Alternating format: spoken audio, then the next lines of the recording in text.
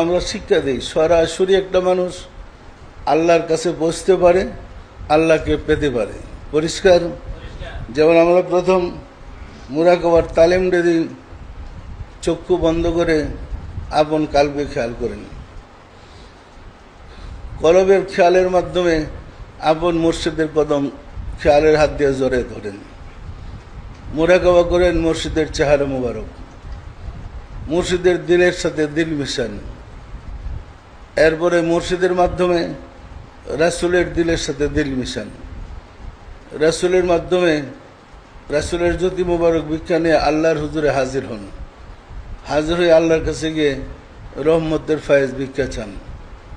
তখন আল্লাহকে রহমতের নামে ডাকতে হয়। পবিত্র কোরআনে আয়াতগুলো আছে, রহমান রহিম আল্লাহর সুন্দরতম নাম সমূহের অন্যতম নাম। আল্লাহকে ইয়া আল্লাহু ইয়া রহমানু ইয়া রহিম বলে ডাকতে হয়। ডেকে আল্লাহর কাছ থেকে ফায়েজটা ভিক্ষা নিতে হয়।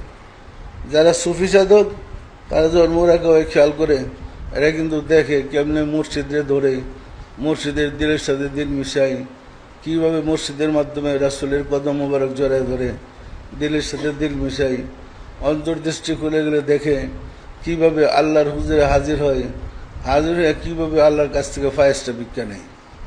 পরিষ্কার? তো আপনি যদি এই তালিম, এই ট্রেনিংটা নিতে পারেন, আপনার যদি অভ্যাস হয়ে যায়, তাহলে আপনি প্রতিনিয়ত প্রতি ওয়াক্ত নামাজের পরে আল্লাহর কাছে যাইতেছেন, আল্লাহর সহবতি লাভ করতেছেন, ফায়েজ অর্জন করতেছেন।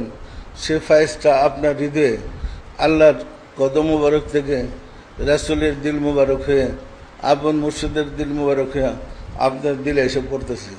খেয়াল করলে অন্তর্দৃষ্টি খুলে গেলে স্পষ্ট দেখাই যায় ফায়েজটা কীভাবে আসে। আপনার কীভাবে আল্লাহর কাছে গেলেন, আল্লাহর কাছে রিটার্ন আপনি কী পাইলেন, মুরাকাবাই দেখা যায়। তো এইটা চাওয়া এবং পাওয়ার সময় মুরাকাবা।